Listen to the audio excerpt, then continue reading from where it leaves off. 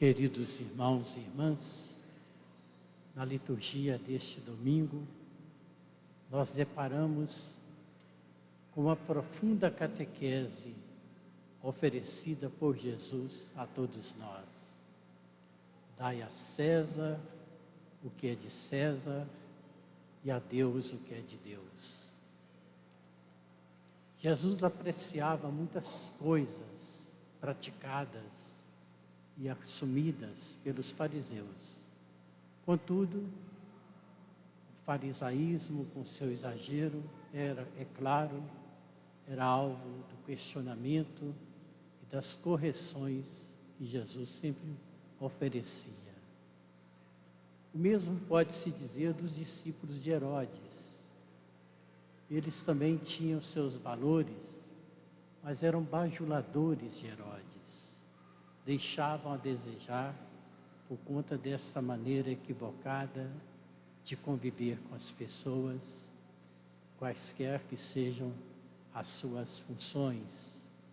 Bajular, superiores, etc., não é saudável.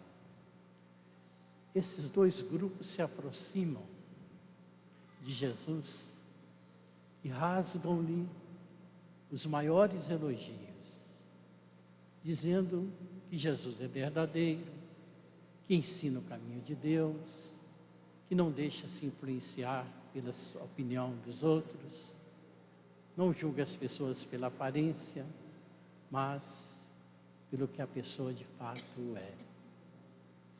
Embora a intenção deles fosse maldosa, os elogios correspondem à verdade.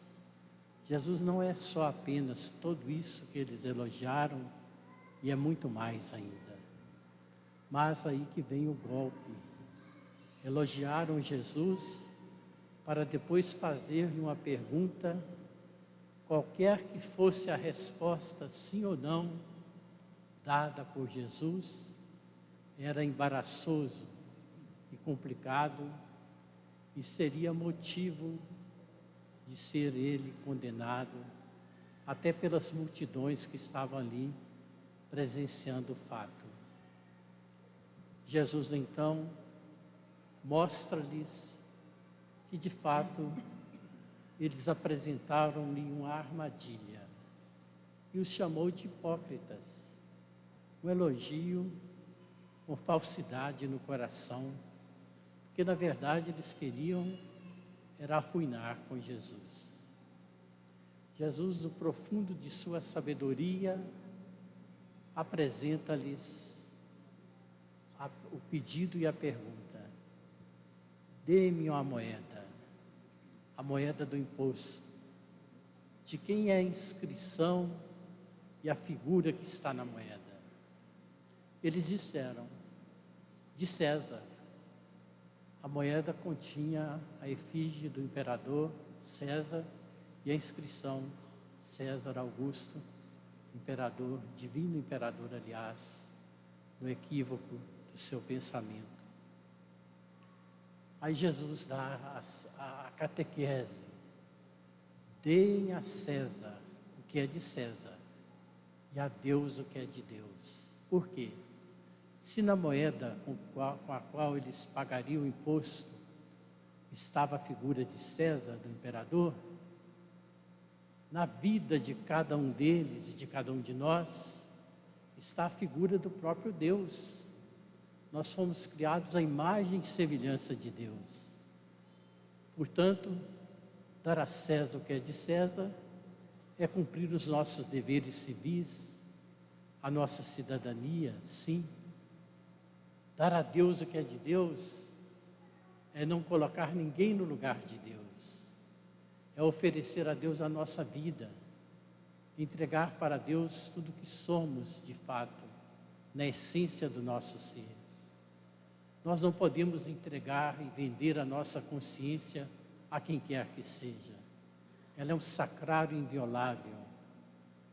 Toda essa configuração nossa de seres humanos, criados à imagem e semelhança de Deus, nos põe nesse compromisso de oferecer a Deus a retribuição de tanto que Ele nos oferece.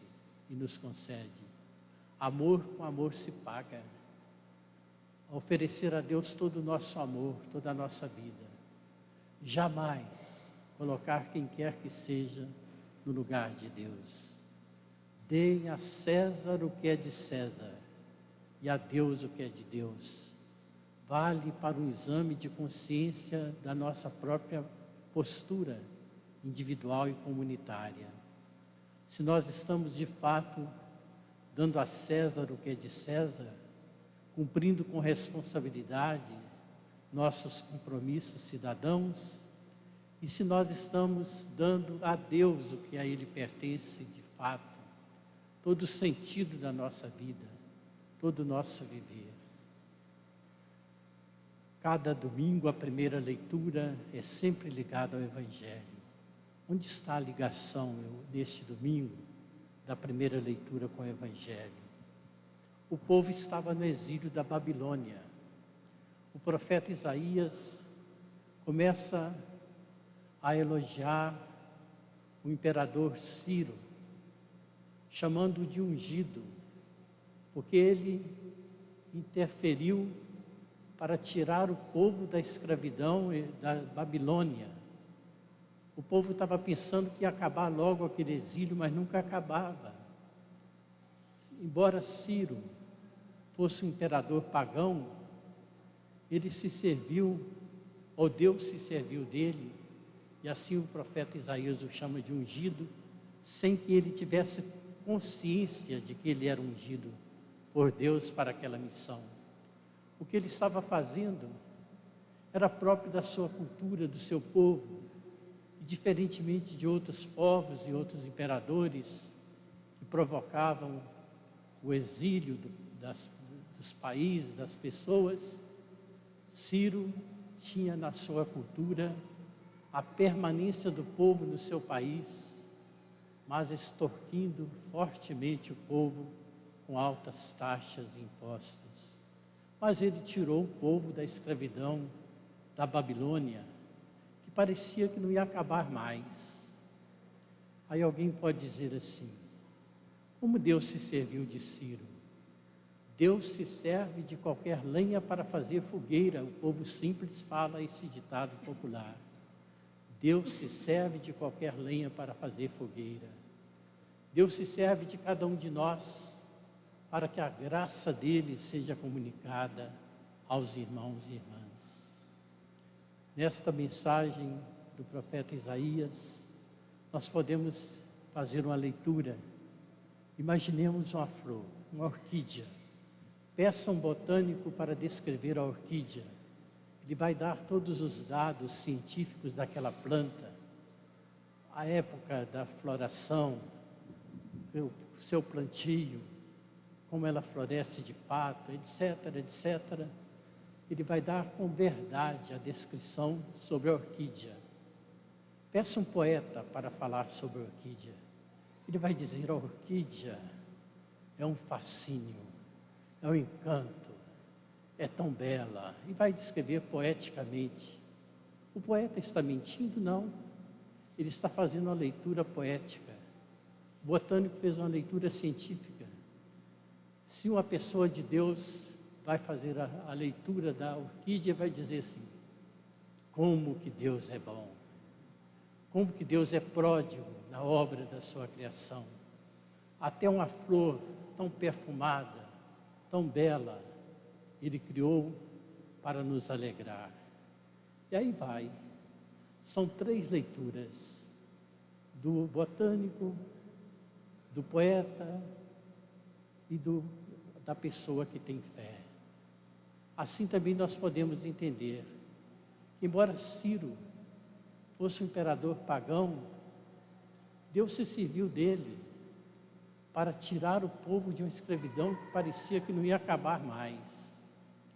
Embora os seus propósitos estivessem aquém do que Deus queria realizar, ele foi instrumento para iniciar aquele processo de libertação do povo da escravidão da Babilônia. Deus quer se servir de você, Deus quer se servir de mim, E nós somos instrumentos insuficientes, como na patrística foi recordado pelos santos padres e citado por Bento XVI no início do seu pontificado. Deus gosta de contar com instrumentos insuficientes. Ele contou com Ciro, ele contou com aqueles que se aproximaram de Jesus para colocá-lo numa armadilha, para que ele dissesse sim ao imposto e fosse condenado por apoiar a exploração, ou dissesse não e fosse condenado como um subversivo. No entanto, eles ocasionaram a possibilidade dessa catequese profunda que Jesus nos apresenta. Dar a César o que é de César e a Deus o que é de Deus. Nós não tenhamos medo de colocar a nossa vida no serviço de Cristo e do seu Evangelho. Ele conta com você e comigo também, dentro das nossas limitações, mas com a decisão do nosso propósito de ser instrumentos favoráveis em suas mãos.